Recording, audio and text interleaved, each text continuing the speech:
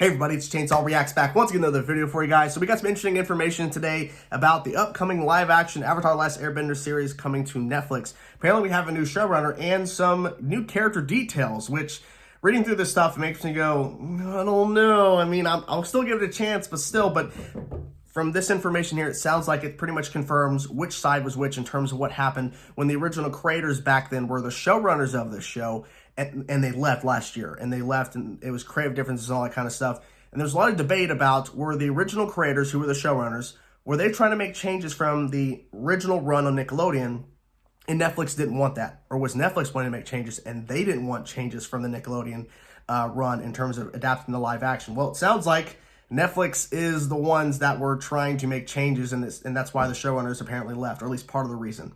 So we have a new showrunner. The new showrunner is Albert Kim, and they got some information here about he started as a writer and editor for Sports Illustrated, Entertainment Weekly, Details, and People. Don't know what Details is. Kim worked as a senior news director at ESPN from 2005 to 2008. And then reading through here, he made his first jump to TNT on the series Leverage. He then worked as a writer on Nikita, is that how you pronounce that? Working up as a co-producer and co-executive producer, and he was executive producer on Sleepy Hollow. I actually watched a bit of that show. Kim seems like a great fit for the showrunner of the show. We'll see about that. But apparently they're going to stick with hour-long episodes from what was reading here, so it's interesting to see how they're going to adapt that, because as we note, Avatar was 20-some-odd minute episodes. Of course, 30 minutes in terms of ads and everything and commercials for broadcast. So here's the new character details. The main thing I kind of want, because the main thing I was talking about just general about the show, but new character details, that's interesting stuff here. So this is from the Illuminati, of course. I think I mentioned that. Sorry if I didn't mention it before, but I'll make sure it's very clear. The Illuminati was the ones that broke this information. So it's important to note that this is a reimagining, and there seems to be a bit of a difference in regards to age, which I think was kind of weird, but whatever.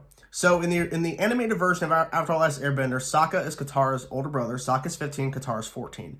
Looks like the live action reimagining is changing this up. Katara is now the older sibling, being 16, Sokka, her younger brother, at 14. Aang is still technically 12, even though he is 112. Well, he's still 12, technically 112. The switch will likely have effects on the characters and their dynamic, with Katara having been the one to take care of Sokka, and now a 4-age difference between Katara and Aang instead of the original 2 years. If this is ultimately the direction they take the characters in, it'll be interesting to see how this changes the characters and their relationships, especially the ending there with Katara and Aang. Well, you know, for me, I'm still going to give this show a chance, even though I really hated the fact that the showrunners at the time, they were the creators. When they announced they were doing this and the creators were going to be the showrunners, I had high hopes, and then they left, of course. And I'm like, because I was thinking they could use this as a way to expand more on what they were originally doing with Avatar: The Last Airbender on Nickelodeon, the original run on animated. They could have found some ways to add more story. They still could, but with these character changes and stuff, and now Katara's older, is this their way of like reimagining to where Aang doesn't end up with Katara? Because does Katara end up with somebody else? There's been a lot of, shipping and stuff in terms of this show, so who knows what they're going to be doing, but this is interesting.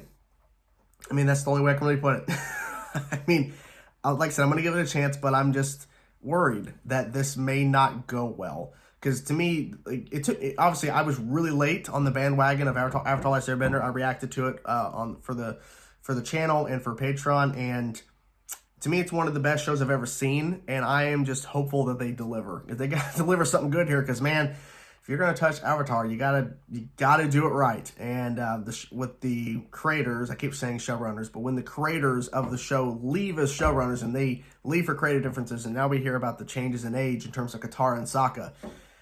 That may not be a major change for some, but for me, that drastically changes a lot of things in terms of, the dynamic of Katara and Sokka and Aang. So I don't know.